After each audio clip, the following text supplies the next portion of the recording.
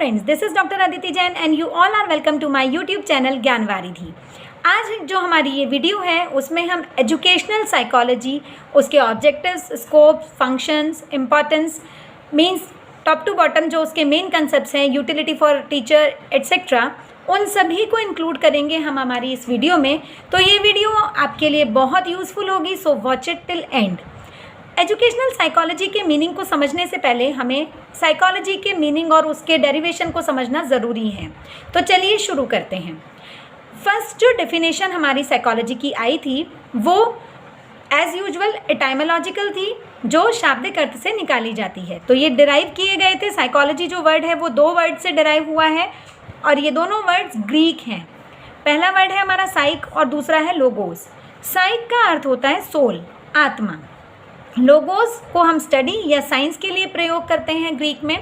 सो अगर हम इसको डिफाइन करें तो कंबाइनली हम कह सकते हैं कि द स्टडी ऑफ सोल या साइंस ऑफ सोल, तो जिसमें हम आत्मा का अध्ययन करते हैं, ये ऐसा एक सब्जेक्ट माना जाता था का प्रयोग मैंने इसलिए किया क्योंकि ये डेफिनेशन हमारी केवल 16वीं शताब्दी तक, 16th सेंचुरी तक वैलिड रही।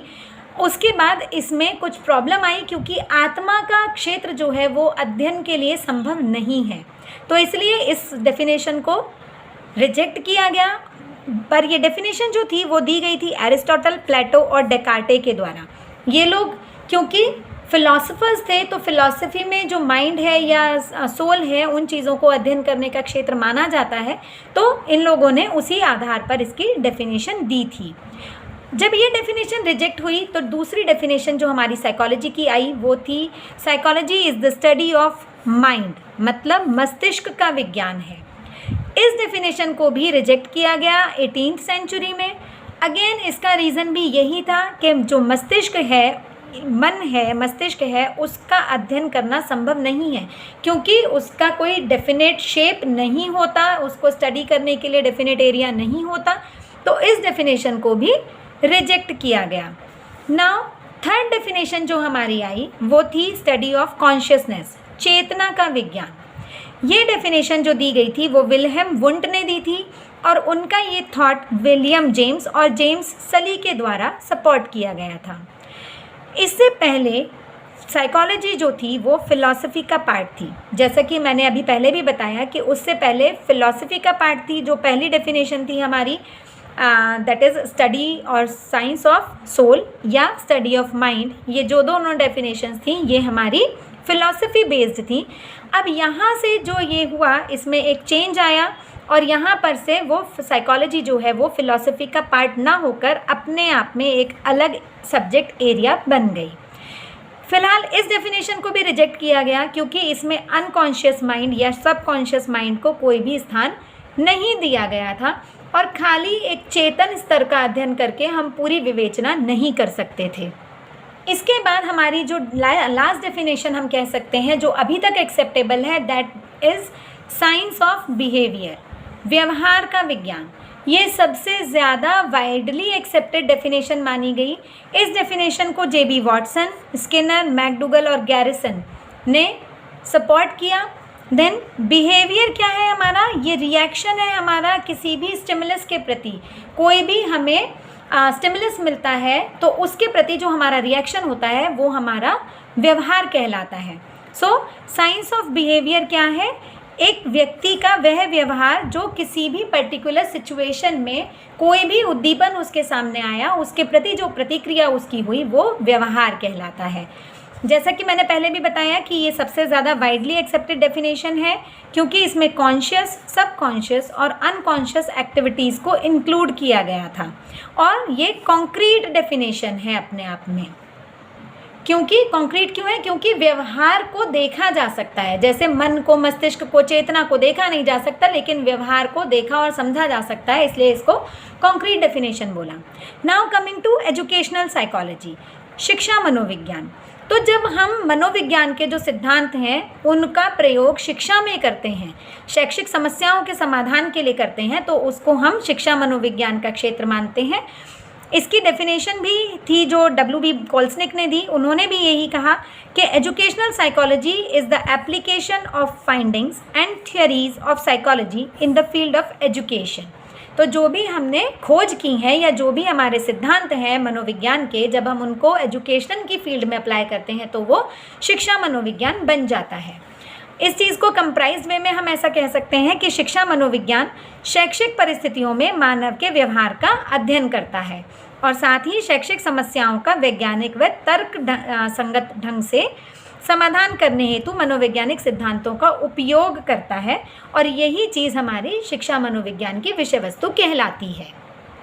अब हम बात करते हैं उद्देश्यों की। शिक्षा मनोविज्ञान के जो उद्देश्य हैं, पहला उद्देश्य है हमारा छात्रों के विषय में ज्ञान प्राप्त करना और उसे उचित निर्देशन देना। सबसे ज़्यादा इम्पॉर्टेंट चीज़ क्या है हमारी एजुकेशन में? बालक, उसका व्यवहार। यदि हम उसके व्यवहार में वांछित परिवर्तन नहीं ला पा रहे हैं तो हमारी शिक्षा का कोई अर्थ नहीं बनता।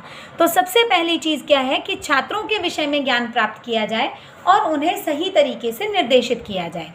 दूसरा, मानव विकास के विभिन्न पक्षों का अध्ययन करना।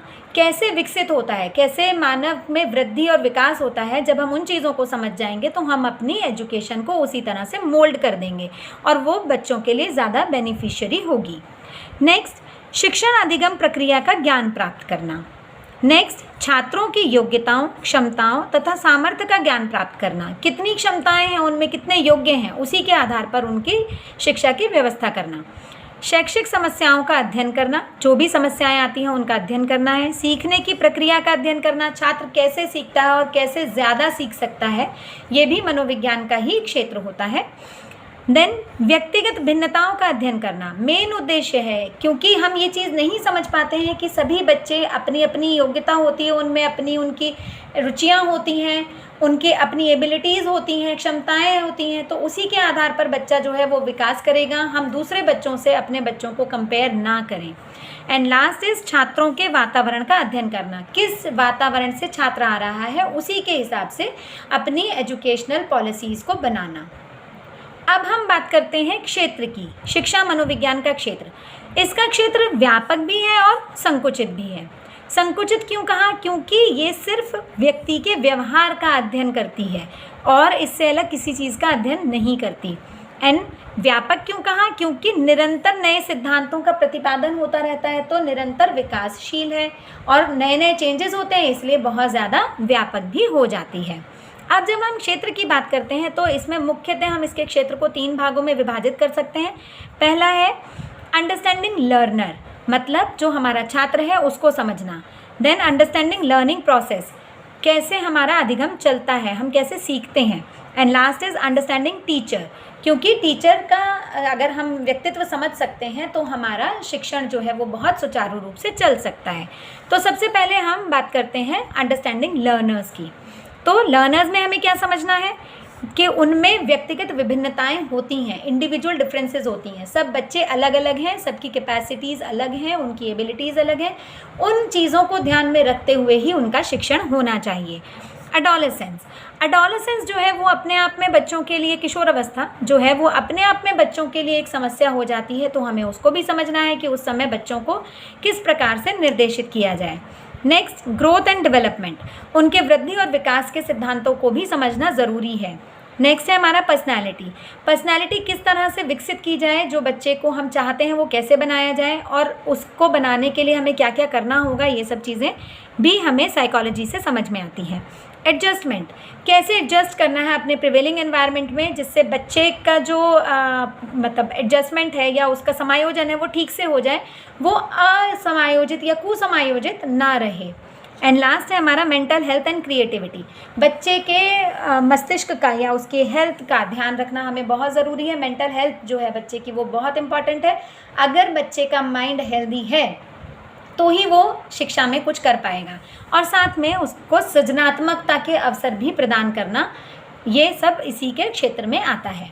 अब हम बात करते हैं अंडरस्टैंडिंग लर्निंग प्रोसेस, कैसे हमारा लर्निंग प्रोसेस चलता है, उसको हम कैसे इफ़ेक्टिव बना सकते हैं।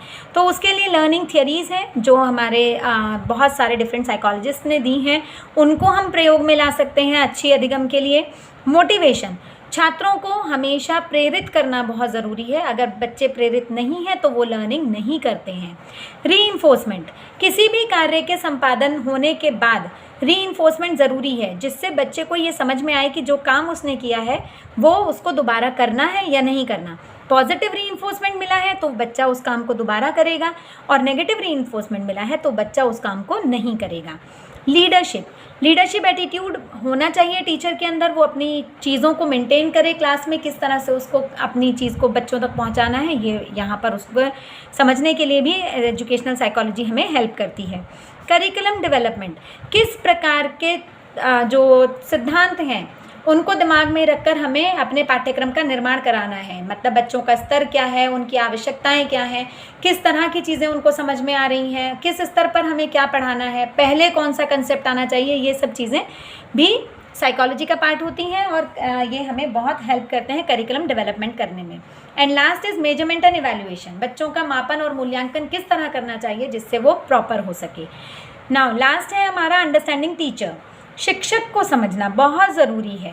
पहली चीज़, शिक्षक क्रिएटिव होना चाहिए। क्रिएटिव से मतलब ये नहीं है कि आर्ट एंड पेंटिंग ही उसको आनी चाहिए, अपने शिक्षण को वो किस तरह से प्रभावी बनाता है, ये भी सृजनात्मकता का पार्ट होता है। नेक्स्ट है पर्सनैलिटी, जैसे शिक्षक की पर्सनैलिटी होगी, जैसा उसका व्यक्तित्व होगा, वैसा ही बच्चों का व्यक्तित्व भी वो बनाएगा। नेक्स्ट, मेंटल हेल्थ, टीचर का ये बहुत स्वाभाविक सी बात है कि टीचर जो है वो मानसिक रूप से स्वस्थ होना चाहिए। अगर उसके ही मन में स्वस्थता नहीं है, वो किसी भी चीज़ का शिकार है, मान लीजिए हम ये कहते हैं कि किसी कुंठा से ग्रस्त है या उसके साथ कोई चीज़ ऐसी चल रही है जिसके कारण वो डिप्रेशन में है, स्ट्रेस में है, तो वो बच्चों को ठीक से नहीं पढ़ा पाएगा। And last is guidance and counselling, बच्चों को जब भी ज़रूरत हो उन्हें परामर्श दे, उनको निर्देशन दे, ये बहुत ज़रूरी है एक टीचर के लिए। तो ये सभी चीज़ें हमारी जो हैं वो शिक्षा मनोविज्ञान के क्षेत्र में आती हैं। अब बात करते हैं शिक्षा मनोविज्ञान के कार्यों की, फंक्शंस की। तो इसके फंक्शंस भी अगर हम ब्रॉडली देखें तो 5 पार्ट्स में हमने डिवाइड किए हैं मैंने कन्वीनियंस के लिए। पहला है हमारा करिकुलम, मतलब पाठ्यचर्या, administration, school, teacher and teaching. अब सबसे पहले हम पाठ्यक्रम की बात कर लेते हैं। तो पाठ्यक्रम के ऑर्गेनाइजेशन में कैसे उसका प्रारूप होना है, कैसा हमें उसको रखना है। देन दूसरी चीज़, चाइल्ड सेंटर्ड होना चाहिए हमारा पाठ्यक्रम, इंडिविजुअल डिफरेंसेस का हमें ध्यान रखना चाहिए, को करिकुलर एक्टिविटीज़ को उसमें स्थान दिया जाना चाहिए, गेस्ट लेक्चर्स की उसमें व्यवस्था होनी चाहिए, वोकेशनल भी होना चाहिए कि पढ़ने के बाद छात्र किसी न किसी तरह से अपना जीविकोपार्जन कर सके। एंड एक्सेप्शनल चिल्ड्रन जो होते हैं उनके हिसाब से भी कुछ ना कुछ स्थान उनमें चीज़ों को दिया जाना चाहिए, जिससे सभी तरह के बच्चों को हम सुचारू रूप से पढ़ा सकें। अब बात करते हैं एडमिनिस्ट्रेशन की। तो एडमिनिस्ट्रेशन में साइकोलॉजिकल पार्ट क्या रहता है, जो टाइम टेबल है। टाइम टेबल में कैसे हम कह सकते हैं, जो डिफ़िकल्ट सब्जेक्ट्स हैं वो सब एक साथ ना लगा दिए जाएं, कोई एक इजी हो एक डिफ़िकल्ट हो। मैथ्स टाइप जो सब्जेक्ट हैं या साइंस टाइप सब्जेक्ट्स हैं जो ज़्यादा डिफ़िकल्ट होते हैं उनको आफ्टर ब्रेक नहीं लगाया जाना चाहिए। देन रेगुलर मेडिकल चेकअप, बच्चों का रेगुलर मेडिकल चेकअप भी होना ज़रूरी है। उसके अलावा गेस्ट लेक्चर्स भी अरेंज कराए जाने चाहिए कॉलेज या स्कूल की तरफ से। अब बात करते हैं स्कूल की। तो स्कूल का एनवायरनमेंट जो है वो पीसफुल होना चाहिए, जिससे बच्चे अपना ध्यान केंद्रित कर सकें। इंफ्रास्ट्रक्चर जो है वो अच्छा होना चाहिए, एयरी होना चाहिए, लाइट होनी चाहिए वहाँ पर प्रॉपर। थोड़ा बच्चों के क्रिएटिव एस्पेक्ट के लिए भी इस तरह की चीज़ें होनी चाहिए कि बच्चों की क्रिएटिविटी बाहर निकल सके। And lastly games and sports के लिए भी प्रॉपर प्रोविज़न स्कूल में होना चाहिए। नेक्स्ट हम बात करते हैं टीचर्स की। तो टीचर्स को सबसे पहले इम्पॉर्टेंट चीज़ है वैल्यूज़ की।